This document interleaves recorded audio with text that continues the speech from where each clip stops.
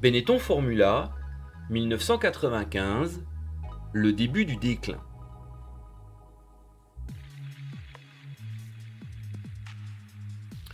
Le moteur V10 Renault, en plus d'être fiable et puissant, permettait clairement, lors des premiers essais en piste, d'espérer se maintenir au sommet. Pourtant, Michael Schumacher se plaignait du manque de performance aérodynamique de la machine. La voiture avait perdu ses appuis de l'année précédente et était très difficile à piloter. Vulgairement, cette B195 n'était qu'une B194 à l'empattement plus long et grossièrement adapté à la nouvelle réglementation. En face, Williams présentait une FW17 plus fine et mieux finie aérodynamiquement. Johan Villadelprat, le nouveau responsable de l'exploitation de l'équipe en remplacement de Tom Walkinshaw, avait décidé de miser sur la fiabilité et le duo Schumacher-V10 Renault, plutôt que dans le développement d'un nouveau design avec le concours de Brown et Bryan à la manœuvre. Un calcul savant, héritage des précédents changements de réglementation technique imposés par la Fédération internationale de l'automobile.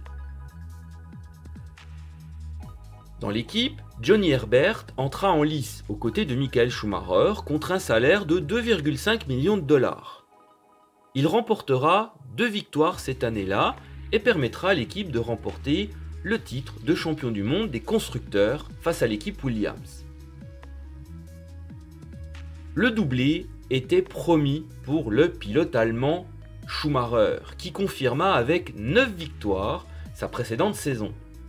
Il devenait un grand pilote. Benetton aussi, sur la période, devenait une grande équipe.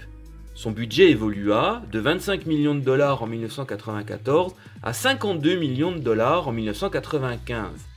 Elle était encore loin de Ferrari et McLaren, mais se rapprochait de Williams. En plus du succès des Benetton, c'est surtout l'épisode Ligier qui sera au centre des préoccupations de Flavio Briatore. Accusée d'être une voiture cliente, la monoplace bleue de Manicourt était épiée jusqu'en juillet. Propulsée par un moteur Mugen subtilisé à Minardi à la dernière minute, au point d'avoir un procès qui ne sera résolu que lorsque le manager italien entra dans le capital de l'équipe italienne en 1997, la monoplace ressemblait terriblement à la Benetton. C'était en réalité la même voiture, construite en France et adaptée aux contraintes du moteur japonais. La boîte de vitesse, le train arrière, tout comme la coque, étaient identiques, mais fabriqués dans 2 usines différentes. Sans preuve de lien technique direct entre Benetton et Ligier, hormis son propriétaire, la fédération abandonna ses doutes. Côté budget, Ligier avait un budget de 50 millions de dollars et n'en dépensa que 30, dont 10 pour le moteur Mugen. Le bénéfice était alors de 20 millions de dollars, dont le dessin sera lui aussi inconnu. Un procès en France concluant à une évasion fiscale. Le rideau tomba assez vite. À l'époque, le bruit indiquait qu'une partie du budget de Ligier avait permis à Benetton de se maintenir à la lutte face à Williams pour le titre. Mais d'autres bruits indiquaient un enrichissement personnel entre le propriétaire, Flavio Briatore, et son locataire gérant, Tom Walkinshaw. Le mystère est toujours entier aujourd'hui. Après avoir renouvelé son contrat de fourniture avec Mugen Honda pour 6 millions de dollars en septembre 1995, Tom Walkinshaw comprit qu'il ne pouvait plus rien faire avec Ligier. Le piège de Briatore se resserrait. Tandis qu'il demandait, durant l'hiver 1995-1996 à l'Écossais, de remplacer les sponsors français de l'équipe par des sponsors plus européens, l'Italien signa un préaccord avec le Brésilien Pedro Diniz pour l'année 1996, apportant 10 millions de dollars dans le budget, tout en renouvelant pour 2 ans avec la Seita, via la marque gauloise, contre un chèque de 10 millions de dollars par an. Lassé, Walkinshaw indiqua en décembre 1995 qu'il laissait la gestion de Ligier, préférant poursuivre sa propre voie.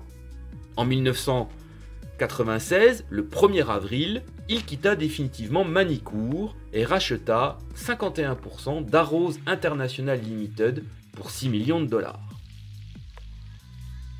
Retour en arrière. Septembre 1992, la société d'investissement familiale 21 Investment de la famille Benetton se mit d'accord avec Tom Walkinshaw. L'homme d'affaires écossais avait perdu le concours de Jaguar Sport dans le capital de son entreprise et cherchait un nouveau partenaire.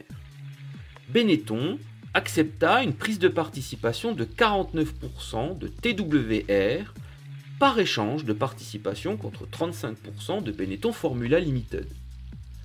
3 ans plus tard, isolé par un accord qu'il jugeait inégal, Walkinshaw souhaitait sortir de sa relation délétère avec Flavio Briatore.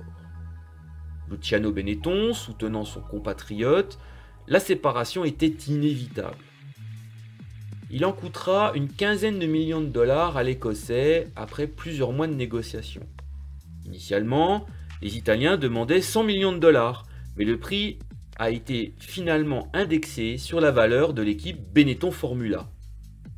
21 Investment, pour remplacer son investissement envers TWR, songea à un rapprochement auprès de Bugatti, qui avait Lotus Group en pépite. Un deal de 57 millions de dollars sera conclu par lettre d'intention avant que le constructeur malaisien, Proton, ne proposât 80 millions et remporta la mise. Sans conséquence. L'accord TWR Benetton conclu, comme promis quelques mois auparavant, Briatore se retrouve actionnaire de Benetton Formula Limited en héritant de 35% des parts de Tom Walkinshaw.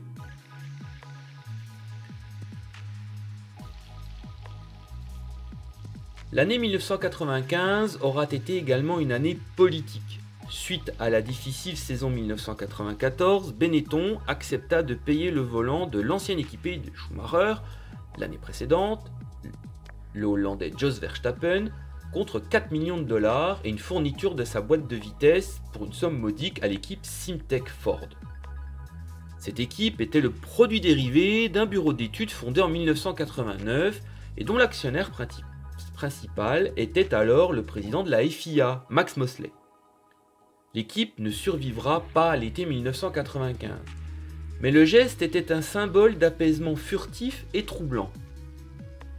D'autant plus troublant que durant l'été 1995, Michael Schumacher signa son contrat avec la Scuderia Ferrari sans qu'une véritable bataille n'ait été engagée avec Briatore et Benetton.